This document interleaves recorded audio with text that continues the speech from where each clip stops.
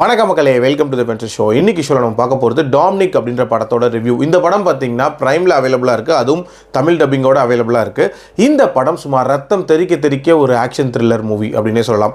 அதுவும் டாமினிக் அப்படின்னு சொல்லப்படுற ஒரு ஃபீமேல் அசாசினை மையமாக வச்சு தான் இந்த கதையை எடுத்திருப்பாங்க. இந்த கதையோட ஸ்டார்டிங்லேயே பார்த்தீங்க அப்படின்னா ஒரு குரூப் ஆஃப் காட்டல்ஸ் சேர்ந்து ஒரு ஏர்கிராஃப்டை வந்து அடித்து காலி பண்ணுறாங்க. அந்த ஏர்கிராஃப்டை ஓட்டிட்டு வந்த ஒரு பெண் தான் வந்து நம்ம டாமினிக்.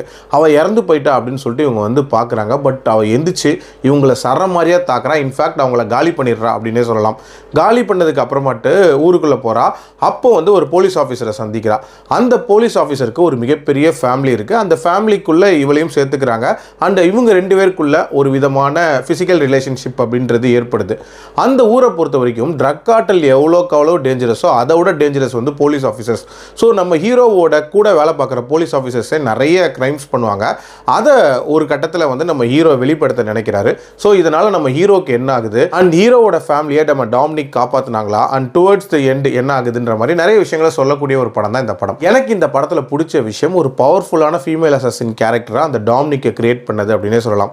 ஸ்டார்டிங் சீனில் தொடங்கி அதுக்கப்புறம் அந்த குடும்பத்தை காப்பாற்றுறது வரைக்கும் ஏகப்பட்ட ஸ்டண்ட் சீக்வன்சஸ் இருக்கும். அது எல்லாமே ரொம்ப சூப்பராக பண்ணியிருந்தாங்க. அதுலேயும் குறிப்பாக இந்த படத்தோட கன் ஃபைட்ஸ் அப்படின்னு எடுத்துக்கிட்டிங்கன்னா வேற லெவலில் இருக்கும் அப்படின்னே சொல்லலாம். அதே மாதிரி இந்த படத்தில் ரத்தம் தெறிக்க நிறைய காட்சிகள் இருக்கும். அதிலும் குறிப்பாக ஒரு பர்டிகுலர் சீனில் வந்து ஒரு நபரோட தலையை வெட்டி ஒரு இடத்துல தொங்க விட்டுருப்பாங்க.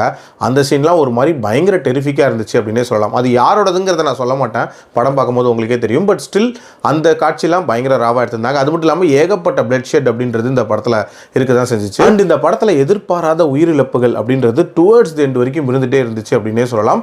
அண்ட் அதில் ஒரு சின்ன டென்ஷன் அப்படின்றதுமே சூப்பராக பில்ட் பண்ணியிருந்தாங்க. டியூரேஷன் வைஸ் பார்த்தீங்க அப்படின்னா 1.25 மணி நேரத்துக்குள்ளே முடியக்கூடிய ஒரு படம் தான். ஒரு குயிக் வாட்சாகவே பார்த்துடலாம். ஓவரால் ஒரு பயங்கர பேசியான ஒரு ஆக்ஷன் த்ரில்லர் அப்படின்ற மாதிரி தான் இந்த படம் இருந்துச்சு. அதுவும் பயங்கர ராவாகவே இருந்துச்சு அப்படின்னே சொல்லுவேன். பட் இந்த படத்தோட பிரச்சனைகள் அப்படின்னு பார்த்தீங்கன்னா ஃபர்ஸ்ட் திங், இந்த படத்தோட கிளைமேக்ஸை முடித்த விதம் அப்படின்றது ஸ்லைட்டாக ஒரு டிசப்பாயின்மெண்ட்டை கொடுத்துச்சு அப்படின்னே சொல்லலாம். ஒரு மாதிரி பர்பஸ் இல்லாத ஒரு படமாக இருக்குமோ அப்படின்ற மாதிரியான ஒரு ஃபீலை லைட்டாக கொடுத்துச்சு. அதுலேயும் டுவர்ட்ஸ் தி எண்ட் அந்த கேங்கை காலி பண்ணக்கூடிய காட்சிகள் எல்லாம் காட்டின விதம் அப்படின்றதெல்லாம் ரொம்ப சாதாரணமாக இருந்துச்சு அப்படின்னே சொல்லலாம். ஆல்சோ அந்த டாமினிக்கை பற்றிய டீட்டெயிலிங் அப்படின்றதுமே ரொம்ப மேலோட்டமாக சொல்லியிருப்பாங்க. இன்னும் கொஞ்சம் டீட்டெயிலாக சொல்லியிருக்கலாம். மற்றபடி இந்த படம் ஒரு தரமான படம் தான். கண்டிப்பாக ட்ரை பண்ணி பாருங்கள். அடல்ட் கண்டென்ட்டை பொறுத்த வரைக்கும் இதில் ரானஸும் இருக்குது, அதே நேரத்தில் அடல்ட் சீன்ஸுமே இருக்குது. அதுக்கேற்ற மாதிரி பிளான் பண்ணிக்கோங்க. என்னோட ரேட்டிங் இந்த படத்துக்கு 3.2 out of 5. மீண்டும் அடுத்த விமர்சனத்தில் சந்திக்கிறேன். நன்றி, வணக்கம்.